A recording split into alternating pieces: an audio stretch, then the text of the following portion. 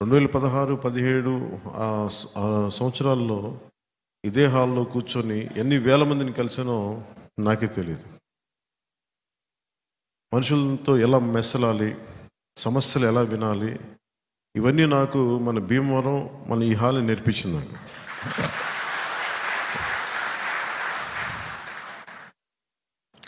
అలాగే ఇందాక కనకరాజు సూరి గారు ప్రతిరూపం అని చెప్పి అమరజీవి దగ్గర నుంచి అందరి దగ్గరికి కంపేర్ చేసుకుంటూ వచ్చారు. నాకు భయం వేస్తుంది. అంటే నేను ఎప్పుడు కూడా పెద్దలతో ఎప్పుడు పోల్చుకోను. వాళ్ళు ప్రతిరూపం కాదు మనం. ఆయన పెద్ద మనసు అన్నారు, కానీ నా ఉద్దేశంలో ఏముంటుందంటే వారి భావాలని ఎంతో కొంత తీసుకెళ్ళడం ప్రయత్నం అయితే చేస్తాం.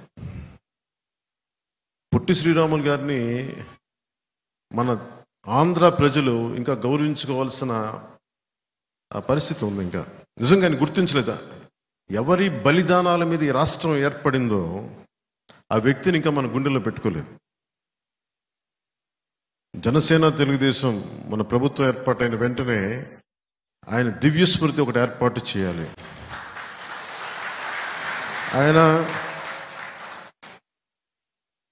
ఆయన ఒక్క వైశ్య కులానికి చెందిన వ్యక్తి కాదు.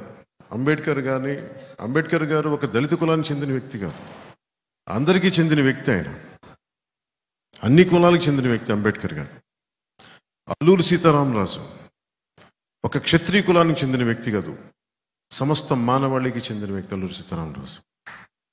కానీ దురదృష్టవశాత్తు మనం దూరం చేసుకున్నాం ఇలాంటి మహానుభావులందరినీ. ఒక అల్లూరి సీతారామరాజు గారు కానీ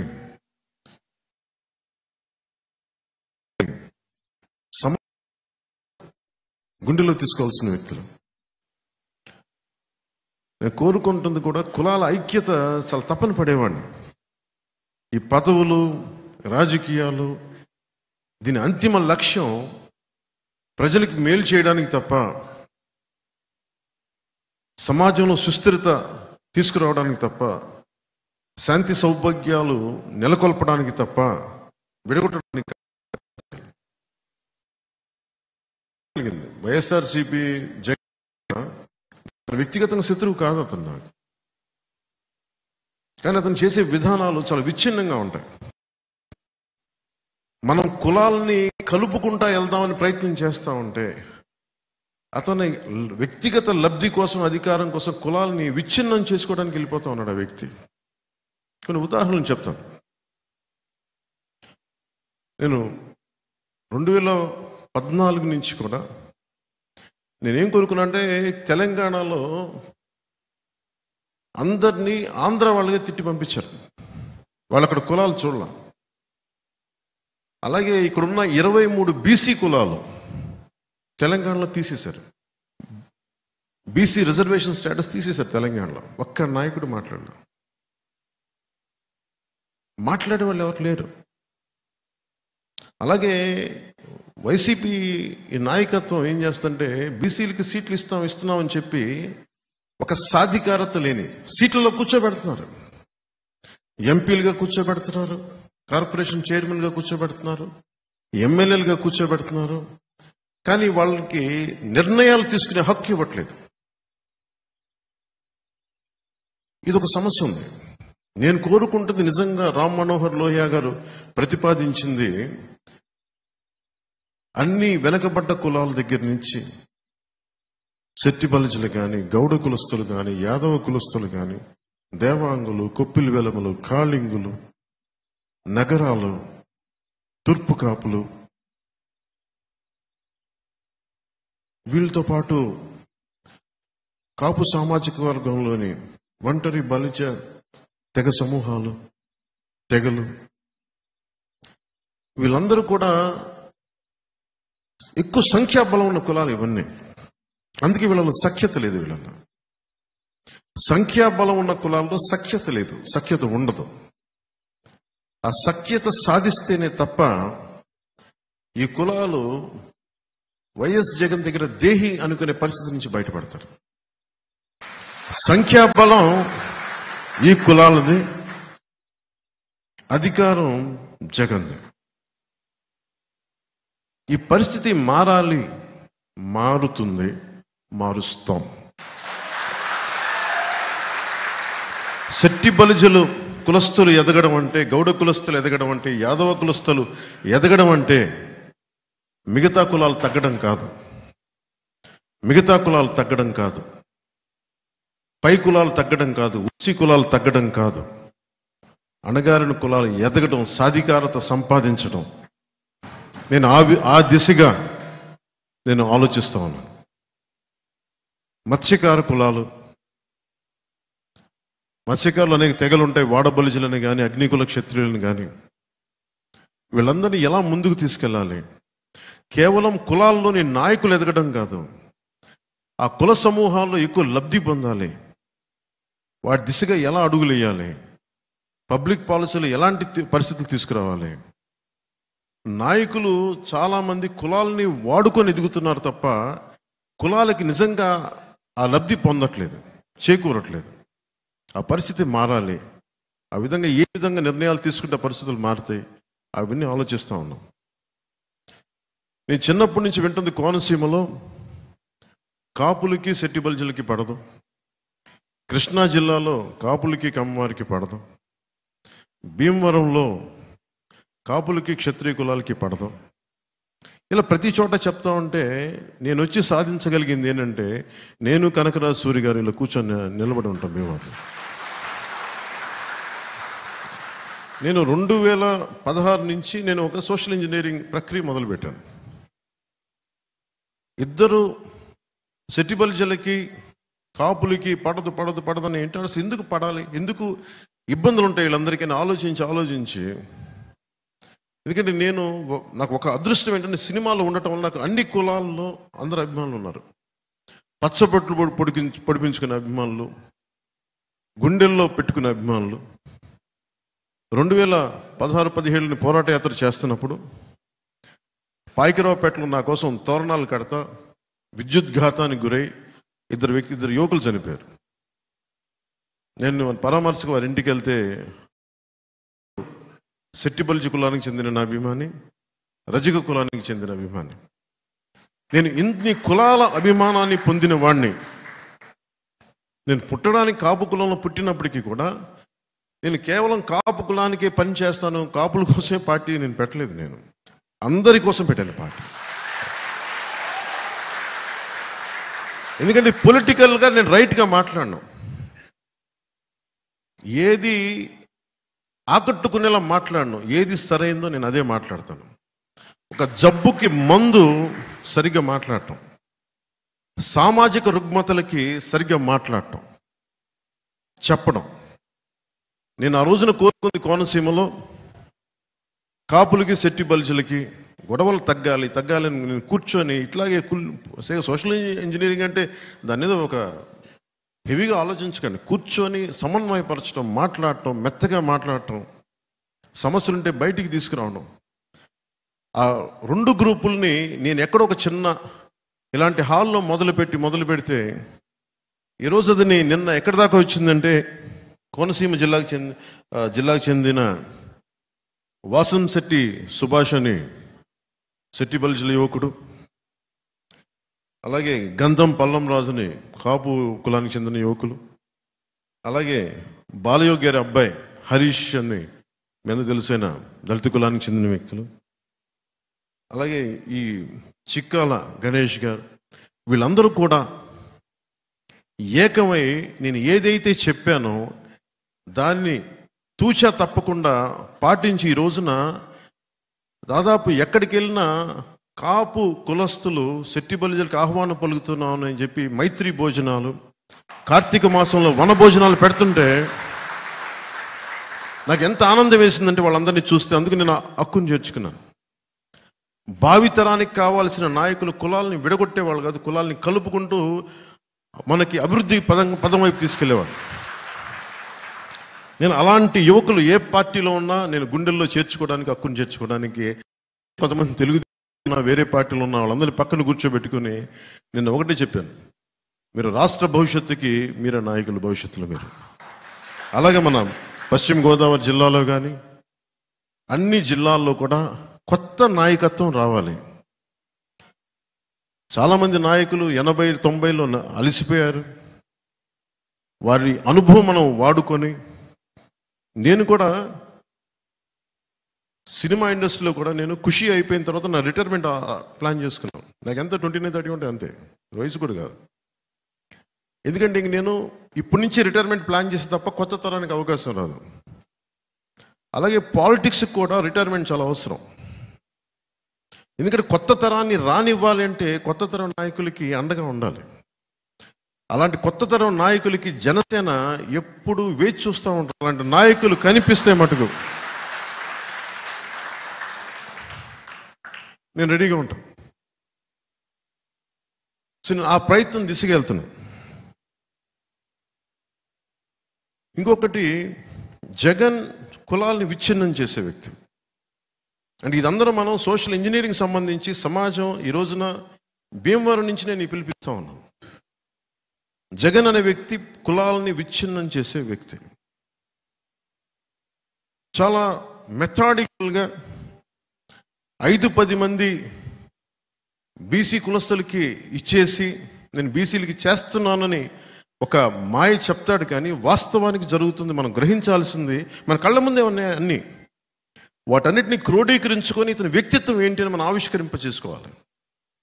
మన నాయకులు కూడా దాని గురించి ఆలోచించాలి. ఉదాహరణకి తూర్పుగోదావరి జిల్లాలో ఈ ఎమ్మెల్యే, ఆయన పేరేంటి, మన ఎమ్మెల్సీ అనంతబాబు, మన వైసీపీ ఎమ్మెల్సీ అనంతబాబు అనే వ్యక్తి,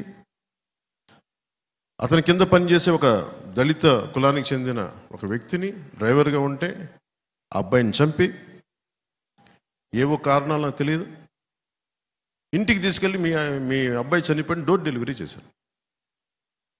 ఈ డోర్ డెలివరీ చేస్తే దీని పర్యవసానం మనం ఎవరు ఊహించాం. నాకు చాలా భయం వేస్తా అలాంటి సంఘటనలు జరిగితే. నాకేమనిపిస్తుందంటే, పైగా అబ్బాయి ఎమ్మెల్సీ వ్యక్తి అతన్ని ఏదో అటు ఇటు మాయ చేసి జైలుకి పంపిస్తే, జైలు నుంచి బయటకు వచ్చేటప్పుడు బాస్ ఈజ్ బ్యాక్ అని చెప్పి 10,000 మందితో ఊరేగింపు చేస్తే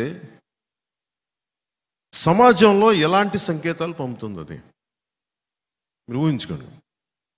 నేను రాజమండ్రి మీటింగ్లో కొద్దిమంది చెప్పాను, నేనే దళిత కులానికి చెందిన యువకుడినైతే, నా దళిత కులానికి చెందిన ఒక వ్యక్తిని కారణాలు ఏవైనా అయ్యుండొచ్చు చంపి ఇంటిలో శవాన్ని అప్పగిస్తే, చంపిన వ్యక్తి కాపు కులానికి చెందిన వ్యక్తి అయితే నేనేం ఆలోచిస్తానంటే, సహజంగానే అనంతబాబు చంపాడు అంటాను ఫస్ట్.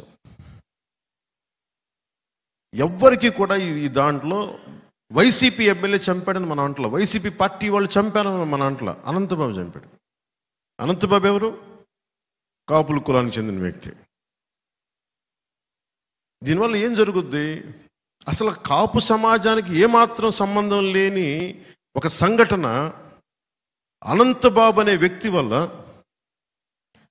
దళిత కులానికి తెలియకుండానే కాపుల మీద శత్రుత్వం పెరిగిపోతుంది. పుట్టి పుణ్యానికి ఇందులో ఏ కాపు కులానికి ఏ కాపు సంఘాల నాయకులకి సంబంధం లేదు, కానీ ద్వేషం మటుకు వ్యక్తి చేసిన తప్పుకి పక్క కులానికి ద్వేషం పెరిగిపోతుంది. అట్లా గొడవలు వచ్చేస్తాయి. ఇది మారాలి, ఇది మార్చాలి. విశ్వనాథ సత్యనారాయణ గారు చెప్పింది, అన్ని అనర్థాలకి మూలం మానవ ప్రవృత్తి హేతువు కానీ, వాని కులం కానీ, జాతి కానీ, మతం కానీ, ప్రాంతం కానీ కాదు అని ఆయన ప్రత్యేకించి చెప్తారు. అంటే వాడి నేచర్, ఒక వ్యక్తి తాలూకు ఆలోచన విధానం అది మంచి చెడు నిర్ణయిస్తే తప్ప అతని కులం కానీ, మతం కానీ, జాతి కానీ, ప్రాంతం కానీ కాదు. అనంతబాబు చేసిన ఈ ఒక తప్పు జగన్ ఎలా ప్రేరేపిస్తాడంటే, విడగొడతాడు కులాలను. మీరు కొట్టుకు చావండి. జగన్ ప్లాన్ ఇదే. సెట్టి బల్జులు కాపులు కొట్టుకోవాలి, సెట్టి బల్జులు కాపులు దళితులు కొట్టుకోవాలి, కాపులు క్షత్రియులు సెట్టి బల్జులు కొట్టుకోవాలి. ఇది ఇంతే. విడగొట్టి విడగొట్టి విడగొట్టి సమాజంలో సుస్థిరత లేకుండా చేస్తున్నాడు ఈ వ్యక్తి. దీనిని మనకు నేను ఈ రోజున ఒక ఎన్నికల కోసం మాట్లాడతారు. 2 నెలల్లో ఎన్నికలు ఉన్నాయి, ఇంకొక 50 రోజులు ఎన్నికలు ఉన్నాయి, నేను అభ్యర్థిగా నిలబడతాను. అసలు వీటి మీద ఏది కాదు నా ఉద్దేశం. నా గెలుపు ఓటంలో నేనేమో తాకు. డబ్బులు పోయినా, ఉన్నా, పేరు వచ్చినా రాకపోయినా, నేను నిలబడేది సమాజం తాలూకు సుస్థిరత. ఎవరిని గుర్తుపెట్టుకుంటాం ఈ రోజున? ఎవరిని గుర్తుపెట్టుకుంటాం ఈ రోజున?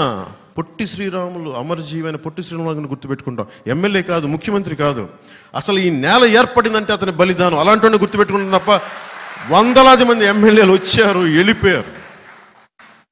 వందలాది మంది ఎమ్మెల్యేలు వచ్చారు, వెళ్ళిపోయారు. ముఖ్యమంత్రులు వచ్చారు, వెళ్ళిపోయారు.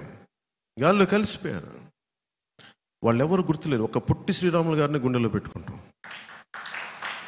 అంటే ఈ సమాజాన్ని కలిపే వాళ్ళని గుర్తుపెట్టుకుంటాం తప్ప జగన్ ఈరోజు ఉంటాడు. ఇంకొక ఎన్నికలు అయిపోయింది, గుర్తు కూడా ఉన్నాడు ఈ వ్యక్తి.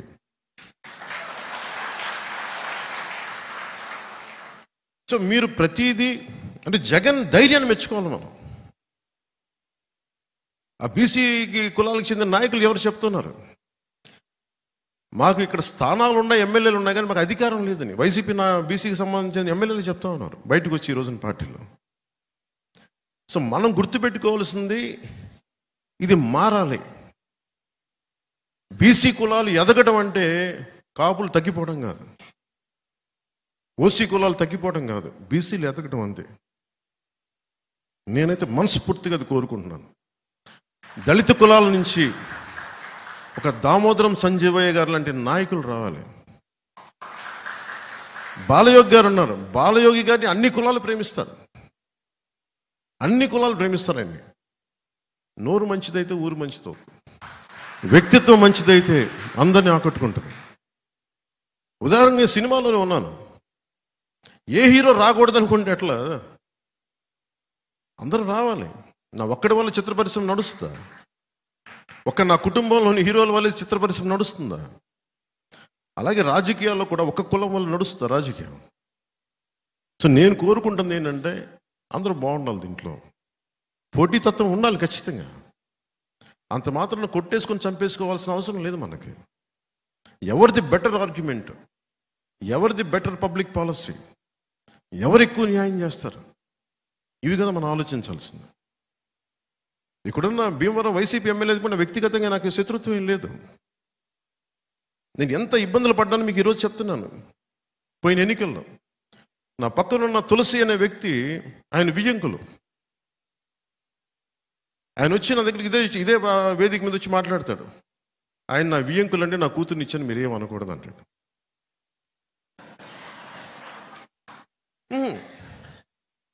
మరి నేను మా అన్నయ్య గారిని విభేదించి మరి వచ్చాను రాజకీయాల్లోకి. మా అన్నయ్య గారు కాంగ్రెస్ నుండి బయటకు వచ్చాను. నేను బంధుత్వం వేరు, రాజకీయం వేరు. అన్నదమ్ములు వేరు, రాజకీయం వేరు. కానీ సమస్య ఏమైపోయిందంటే ఎలా చెప్పుకోను నేను ఇవన్నీ బయటికి?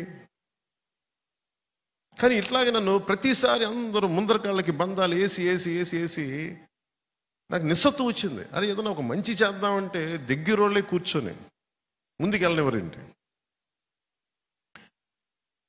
కొప్పర్లో కూడా నాకు చిన్నప్పటి నుంచి తెలుసు. ఇదే పార్టీ, ఇక్కడే ఇదే క్షేత్రంలో జాయిన్ అయ్యారు ఇద్దరు కజిన్స్. ఇద్దరు నాకు ఆల్మోస్ట్ 16-17 ఏళ్ళ వయసు నుంచి తెలుసు నాకు. నేను అప్పుడప్పుడు కొప్పరికి వెళ్ళేవాడిని సమ్మర్స్లో. వాళ్ళ ఇంట్లో ఉండేవాడిని. వాళ్ళ నర్సపూర్లో థియేటర్ కూడా ఉండేది. ఆ ఇద్దరు కజిన్స్ మధ్య కూడా ఒకరి మీద ఒకరికి పాపం వైసీపీకి వెళ్ళిపోయాడు ఆయన, మన పార్టీలో జాయిన్ అయ్యి. ఆ అబ్బాయి మన పార్టీలో ఉన్న కజిన్ మీద కేసులు పెట్టేశాడు. అరే అందరు కజిన్సే కదా, మీరు ఇంత SC/ST అట్రాసిటీ కేసు పెట్టేశాడు. ఇద్దరు కాపులే. నాకు అనిపించింది ఇది ఎటు వెళ్తున్నామని. దీనికి ప్రేరణ ఎవరు? మనుషుల్ని విడగొట్టేవాడు జగన్. జగన్ తాలూకు విష లక్షణం, విష సంస్కృతి కుటుంబంలోకి, అన్నదమ్ములకు కూడా వెళ్ళిపోయింది. నువ్వేది చూపిస్తావో అదే నీకు తిరిగి వస్తాయి. జగన్ కుటుంబాన్ని విచ్ఛిన్నం చేయాలనుకున్నాడు, అదే ఇంట్లో తిరిగి తీసుకొచ్చింది. దిస్ ఇస్ న్యూటన్స్ థర్డ్ లా.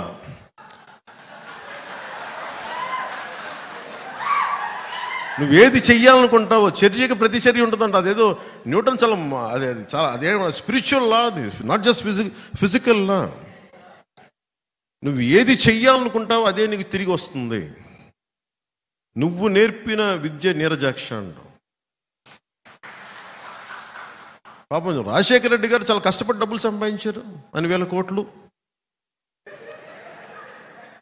కోట్లు సంపాదించి పాపం ఇద్దరు బిడ్డలకి సమానంగా ఇస్తే ఆ సంపాదన ఇవ్వలేదు చెల్లికి. చాలా బాధ కలిగించే అంశం ఇది. పాపం సాక్షి పేపర్లో వాళ్ళకి రావాల్సిన వాటా ఉంది, ఇవ్వలేదు. భారతీయ సిమెంట్స్లో ఇవ్వాలి వాటాలు, ఇవ్వలేదు. పాపం ఆవిడ ఈ రోజున పడుతున్నాయి. ఎంత నిజం బాధ వేసింది. పాపం మరి ఇవ్వాలి కదా, సొంత చెల్లికి ఇవ్వాలి, ఇవ్వడు ఇతరం. సొంత చెల్లికి ఆస్తి ఇవ్వనోడు మనకెలా వాటాలు పంచుతాడబ్బా? మీరు ఆలోచించండి. మాట్లాడితే భయపెడతా ఉంటారు. నేను రాజకీయాలు వచ్చినప్పుడు నేను ఒకటే అనుకున్నా, నేను మంచి చేయడానికి వచ్చా, చాలామంది పెద్దలను కలుపుకెళ్తా, జ్ఞానుల్ని కలుపుకెళ్తా, మేధావుల దగ్గరికి వచ్చి తల ఉంచుతా, అనుభవజ్ఞుల దగ్గర నా శిరస్సుని వాళ్ళ పాదాల దగ్గర పెడతా.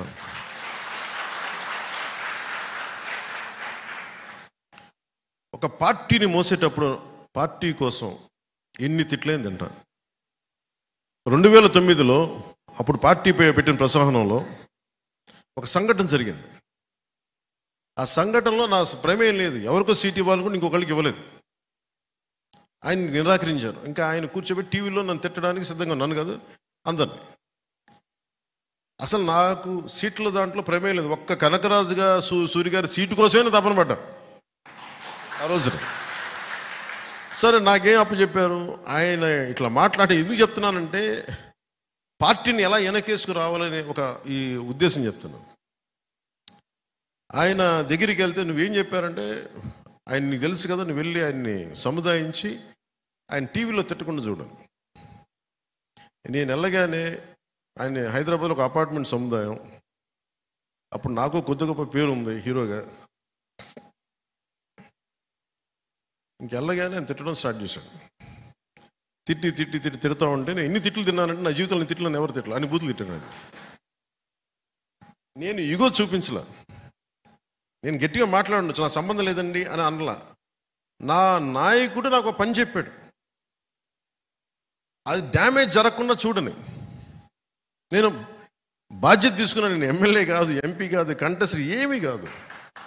కానీ నేను నా నాయకుడు నమ్మి నా నాయకుడు బాధ్యత తప్పు చెప్తే నేను వెళ్ళి ఆయన ఒకటి చెప్పాను, తప్పు జరిగిందేమో నాకు తెలీదు, ఈ నిర్ణయంలో నా తప్పు లేదు, నా ప్రమేయం లేదు, కానీ వాళ్ళు తీసుకున్న పరిస్థితులు తీసుకున్నారు, అందువల్ల పెద్ద మనసుతోటి మీరు నన్ను క్షమించండి. వాళ్ళందరి తరపున మీ పాదాలు పట్టుకొని భార్యాభర్తలు ఇద్దరికి క్షమాపణలు చెప్పి ఒక 10 నిమిషాలు అలాగే తల ఉంచి కూర్చున్నా. ఇది ఎందుకు చెప్తానంటే, నేను నాకు బాధ్యతని ఒక సమస్యని పరిష్కరించడానికి, తగ్గించడానికి నా శిరస్సు తీసుకెళ్ళి పాదాల దగ్గర పెట్టేస్తాను. ఇది నేను ఇంత నమ్ముతాను, నేను ఎంత త్రికరణ శుద్ధికి పని చేస్తాను. నేను 2014 నుంచి నేను మోడీ గారితో పక్కనే ఉన్నాను. దక్షిణ భారతం నుంచి ఒక్కళ్ళు రాలేదు బయటికి. చాలాసార్లు ఢిల్లీలో కూడా అనేక సందర్భాలు చెప్పాను, నాకు బీజేపీలో ఒక్కళ్ళే తెలుసు, నాకు మోదీ గారు తెలుసు, ఇంకెవరు తెలియదు. మొదట్లో నాకు మొట్టమొదటిగా తెలిసిన నాయకులు బీజేపీలో మోదీ గారు తప్ప నాకు మిగతా వాళ్ళు ఎవరు తెలియదు నాకు. అప్పుడు చెప్పాను, నేను ఏ రోజు కూడా ప్రధానమంత్రి గారు కాకముందు వచ్చినవాడిని. ఆయన భవిష్యత్తు ధృవతార ఆయన భారతదేశానికి, అది గుర్తించి వచ్చినవాడిని. నేను ఆయన్ని వెంట నడుస్తాను. ఆ రోజు దక్షిణ భారతంలో మొట్టమొదటిగా వచ్చింది నేనే. నేను బయటికి వస్తే నన్ను ఎన్ని రకాలుగా వెటకారాలు తిట్లు తిట్టారు.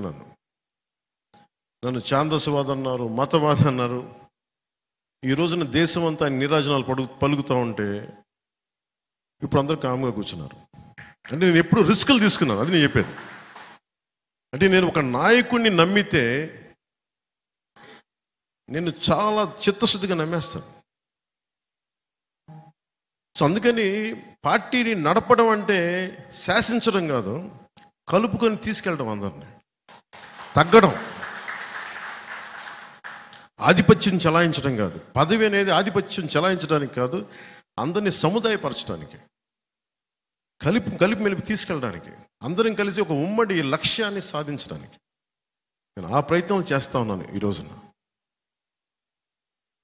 అలాగే 2019 ఎన్నికలకి నేను ఏ రోజున కూడా జీరో బడ్జెట్ పాలిటిక్స్ అని నేను చెప్పి అలసిపోయాను. నేను ఎప్పుడు చెప్పలేదు బాబు, జీరో బడ్జెట్, డబ్బులు లేకుండా రాజకీయం చేయాలి నేను ఏ రోజున చెప్పలేదు. ఎలక్షన్ కమిషన్ కూడా ఈ రోజున 45 లక్షలు పెంచింది ఖర్చు. ఎవరికి భోజనాలు పెట్టకుండా రాజకీయం చేసేద్దామంటే కుదరదు. కనీసం భోజనాలు పెట్టాలి. నా మీద వస్తారు అభిమానం. నేను నాయకులందరికీ మొన్న ఒకసారి చెప్పా, డబ్బులు ఖర్చు పెట్టాల్సిందే, ఓట్లు కొనాలా లేదా అనేది నేను చెప్పను. ఎప్పుడు అది మీరు నిర్ణయాలు తీసుకోండి, బాగా పనిచేయండి. అసలు ఓట్లు కొనలేని పరిస్థితికి ఉంటే సంతోషం. అది మనందరం ఏంటి ఒక అందమైన అబద్ధంలో బతుకుతున్నాం. దేశం అంతా అందరూ వేల కోట్లు ఖర్చు పెడతారు, కానీ ఎవరు మాట్లాడరు దాని గురించి. అందరూ సైలెన్స్ చెప్పి అలా కూర్చుంటారు. అంత ఫాల్స్ సొసైటీ అయిపోయింది. నాకు కూడా అన్నీ తెలుసా, నీకు కామం కూర్చొని చూస్తాను, నేను కూడా చూడాల్సి వస్తుంది.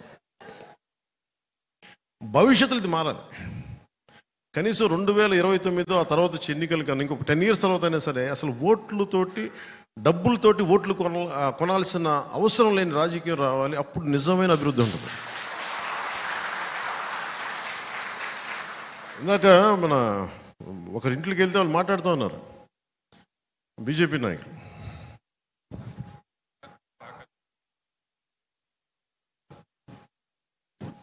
బాగా సత్యనారాయణ గారి ఇంటికి వెళ్తే ఇందాక ఆయన మాట్లాడింది, అప్పులు తెచ్చి మగాడం అంటావు ఏంటి? అభివృద్ధి చేసి కదా నువ్వు మగాడం అనాల్సిందే. అంటే ఆయన ఏంటి, నేను బటన్లు నొక్కాను. బటన్లు ఒకటి ఏం, నువ్వు అప్పులు తెచ్చే బటన్లు నొక్కుతున్నావు, అభివృద్ధి చేసే బటన్లు నొక్కు. అప్పుడు కదా నీ సలాం అంటావు, నీకు అప్పుడు కదా శభాష్ అంటావు నీకు. అంటే వ్యక్తిగతంగా నీకు ఆస్తులు పెరిగిపోతూ ఉన్నాయి.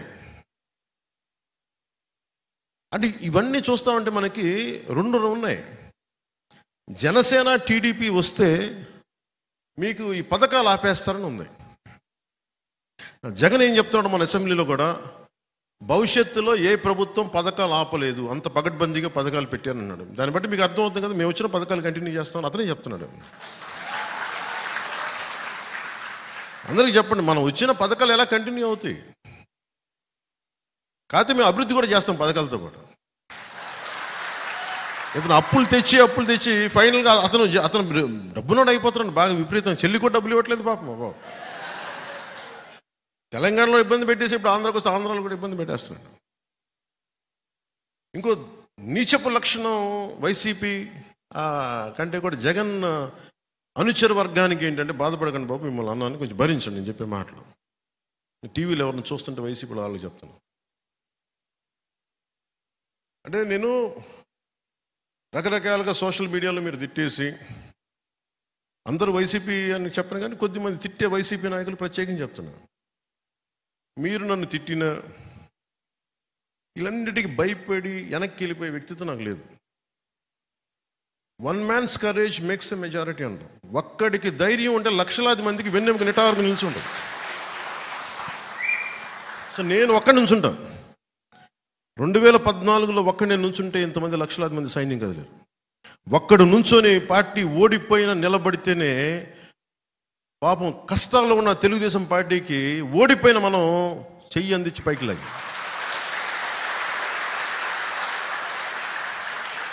దురదృష్టం ఏంటంటే మన దగ్గర ధైర్యం ఉంది, పోరాటం ఉంది, కానీ ఎలక్షనీరింగ్ చేసే కెపాసిటీ లేదు, ఓట్లు తెప్పించే కెపాసిటీ లేదు. ఏం ఉందని చెప్తాను, సరే చూద్దాం ఎన్నికలకి. కాదు అంటే నేనేంటంటే, నేను బ్రాడ్గా స్టేట్ కోసం చాలా బలమైన వ్యూహం పెట్టాం. ఓట్లు చెల్లకుండా నాయకులుగా పోటీ చేయటం వేరు, గెలవడం వేరు. నేను గెలవడం అనేది ఈసారి ప్రమాణంగా తీసుకున్నాను. 18 లక్షల ఓట్లు వచ్చినాయి, మన తక్కువ ఓట్లు కాదు. 2009లో మనకి 18 సీట్లు వచ్చి ఉమ్మడి రాష్ట్రంలో 18% ఓట్లు వచ్చి ఉమ్మడి రాష్ట్రంలో పార్టీని నిలబెట్టుకోలేకపోయాం ఆ రోజున. నేను 2 చోట్ల ఓడిపోయి ఉన్న ఎమ్మెల్యే పారిపోయి మరి 10 సంవత్సరాల పార్టీ నిలబెట్టున్నాం. సో ఓట్లు రావటం పోవడం ఇష్యూ కాదు. ఒక భావంతో, ఒక బలమైన భావంతో లక్షలాది మందిని కట్టిపడేయటం, అది పొలిటికల్ పార్టీ. అది టెంట్ల కింద కూర్చుంటావా, చెట్టు కింద కూర్చుంటావా, గుడారాలు వేసుకొని కూర్చుంటావా, నువ్వెక్కడ నుంచుంటే అదే పార్టీ ఆఫీసు, నువ్వెక్కడ నుంచుంటే అదే రాజకీయం, నువ్వు నడిస్తే రాజకీయం, మాట్లాడితే రాజకీయం. దానికి బిల్డింగులకి సంబంధం లేదు. ఆ రోజున అందరూ పార్టీ నడపలేము సార్ చెప్పి అందరూ పారిపోయారు, వైసీపీకి వెళ్ళిపోయారు. ఆ రోజున అందరూ, కొంతమంది వేరే పార్టీలకు వెళ్ళిపోయారు. మరి నేను 2 చోట్ల ఓడిపోయి నేను నడుపుతున్నాను అంటే, నేను ఆ రోజు దెబ్బకి నేను నిర్ణయించుకుంది ఏంటంటే, ఏది ఏమైనా కానీ నేను పార్టీని కదలనివ్వను, ఇక్కడే ఉంచుతాను. ఇది మాటల్లో చెప్పడం చాలా తేలిక. ఓడిపోయినప్పుడు ఎలా ఉంటుందో మీకు చెప్పలేదు కదా, భీమవరంలో ఓడిపోతే ఎలా ఉంటుందో మీకు చెప్పలేదు కదా. నేను ముఖ్యంగా 2 చోట్ల పోటీ చేయాలని నేను అనుకోలేదు. నేను ముందు గాజువాకో ఇంకోటి ఏదో అనుకున్నాను, కానీ అందరూ సన్నిహితులు మిత్రులు అందరూ వచ్చి నీకు అండగా నిలబడతావు, నువ్వు రా, నువ్వు ఇక్కడ పొడి చేద్దామంటే వచ్చాను. పాపం వాళ్ళు ఎవరు లేరు అనుకోండి. ఇప్పుడు నన్ను ఎవరైతే ఆహ్వానించారో వాళ్ళు లేరు ఇప్పుడు పార్టీలో, కనీసం రాజకీయాల్లో కూడా లేరు. అంటే నేనేం నమ్ముతాను, నేను ఒక మాట ఇస్తే చచ్చిపోతాను. ఆ మాటకి ప్రాణాలు పోతాయి, ఎగిరిపోతాయి, ఎవడు ఉండడం. అలాగే ఈ రోజున అందరూ బెట్టింగ్లు కడతా ఉన్నారు. ఈ అలయన్స్ ఇన్ని సీట్లు సాధిస్తుంది, వైసీపీకి 50 నుంచి 60 వస్తుంది, బెట్టింగ్ యాప్స్లో ఉన్నాయి. నేను వింటా ఉన్నాను. ఇంత జరుగుతుంది అంటే దీన్ని మొత్తం తిప్పి పట్టుకొచ్చింది జనసేనని మీరు మర్చిపోవాలి. జనసేన పారిపోలా, ఓడిపోతే ఇంకొంచెం బలపడ్డాం, నెడితే తిరగబడ్డాం. ఈ రోజున ఆయన జాలి పడుతున్నాడు పాపం జగన్. ఒంటరి వాడిని చేశారమ్మా నన్ను, ఒంటరి వాడిని. నువ్వు ఒంటరి వాడివా బాబు, నువ్వు ఒంటరి వాడివా? సావు కొట్టి కళ్ళు చెవులు మోస్తున్నావు అందరికీ, నువ్వు ఒంటరి వాడు. మాట్లాడితే సిద్ధం సిద్ధం సిద్ధం సిద్ధం సాగు కొట్టేస్తున్నాడే.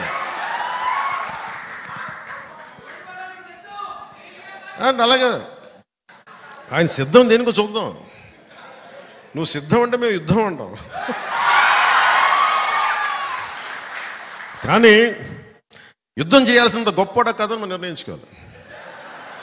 నేను అనుకున్నాను, నాకు అందరు చెప్పారు, సార్ ఆయన సిద్ధం పోస్టర్లు పెట్టేస్తారు సార్, మీరు కూడా ఇలా పెట్టి ఇట్లా అనాలి ఇలా అనాలంటే, అప్పుడు నేను సినిమాలో కూడా చేయను ఇలాంటి పంచ్ డేలో ఊరికన్నా. అంటే నేను కూర్చోబెట్టి నువ్వు సిద్ధం అంటే అతను వాళ్ళు ఏం ఎక్స్పెక్ట్ చేస్తారు వైసీపీ వాళ్ళు? యుద్ధం, గుర్తుపెట్టుకో. ఇట్లా నాకు ఎలా ఉంటుందంటే, నేను సినిమాలో చెప్పడానికి కూడా ఇబ్బంది పడుతున్నాను. అది చాలా సిల్లీగా ఉంటుంది నాకు. త్రివిక్రమ్ గారు మన భీమవరం వాస్తవ్యంలో నా సన్నిహితులు మిత్రులు ఆయన డైలాగ్ చెప్పారు అత్తారింటి దారిలో, సింహం గెడ్డం గీసుకుంటుంది, నేను గెడ్డం మర్చిపోయాను, సింహం గెడ్డం గీసుకొని నేను గీసుకున్నాను, అంతే తేడా. నేను చెప్పాను సార్, నేను సింహం ఇవన్నీ ఇబ్బందిగా ఉంటాయి సార్, నేను చెప్పలేను ఈ డైలాగులు. ఆయన నా బాధ భరించలేక దాన్ని కామెడీగా చెప్పమన్నాడు. కామెడీగా అయితే పర్లేదు, ఏదో చెప్పుకుంటూ వెళ్ళిపోతామని. అలా కాకుండా నేను సింహం లాంటి వాడిని, గట్టిగా సింహం లాంటి వాడిని జగన్ గుర్తుపెట్టుకో ఇవన్నీ చెప్పను నేను. అవన్నీ అడవిలో ఉండాల్సిన సింహాలు ఇవన్నీ మనం కాదు, మన మనుషులు సమాజంలో ఉంటాం. సినిమాల కోసం ఏదో సరదాగా పంచడానికి వేస్తాం, కానీ సినిమా ఆ ప్రేక్షకులకి కథాంశంగా చెప్పడానికి తప్ప నిజ జీవితంలో నేను ఇలాంటి మాటలు నేను మాట్లాడను. నిజ జీవితంలో నీకు గొడవ కావాలంటే నేను కొట్లాడతా, పబ్లిక్ పాలసీ మీద మాట్లాడతా. నువ్వు వైజాగ్లో నన్ను ఆపాలనుకుంటే నా సత్తా చూపిస్తా. నువ్వు ఆంధ్రప్రదేశ్ బార్డర్లో నన్ను ఆపితే నెట్టుకొని బద్దలు కొట్టుకొని ముందుకు వస్తే నేను నోటితో మాట్లాడను, నడిచి చూపిస్తా.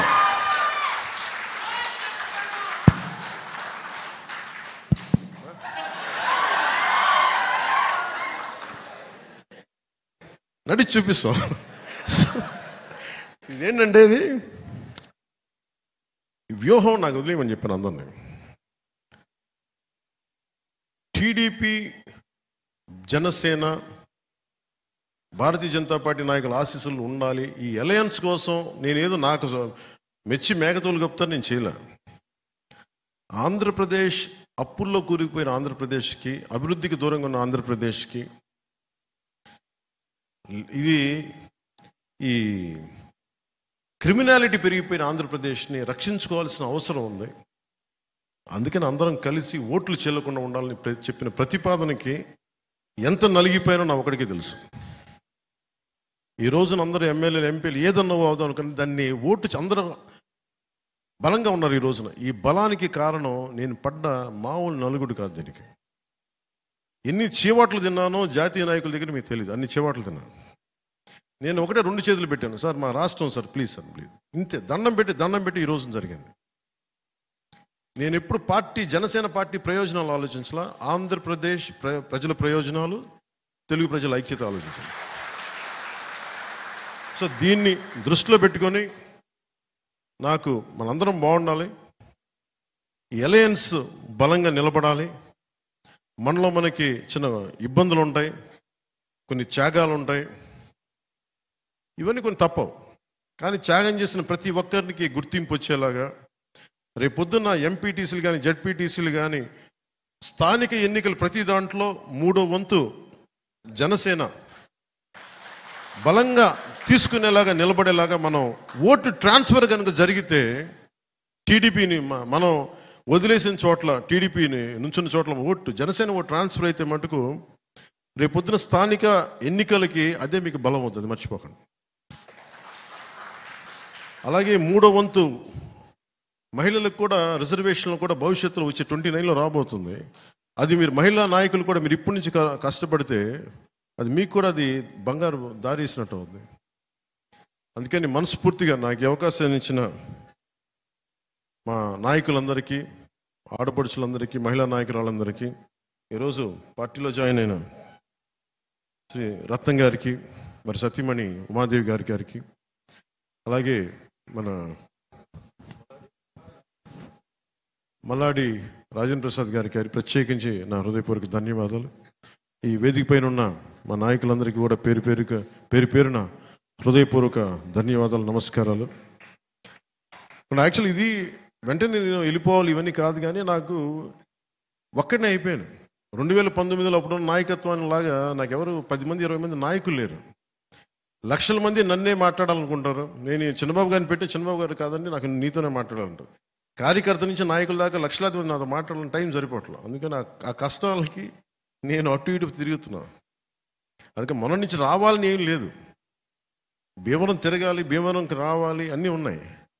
కానీ ఏం వేసినా కానీ వైసీపీ వ్యతిరేక ఓటు చెల్లకుండా ఉండాలంటే దాని మీద చేసిన కసరత్తు కొంతకాలం భీమవరానికి దూరం పెట్టింది అంతే. అలాగే ఇక్కడ ఉండే స్థానిక వైసీపీ నాయకులు కూడా మన వాళ్ళు ఇబ్బంది పెడతారేమో వస్తే, ఇవన్నీ దృష్టిలో పెట్టుకొని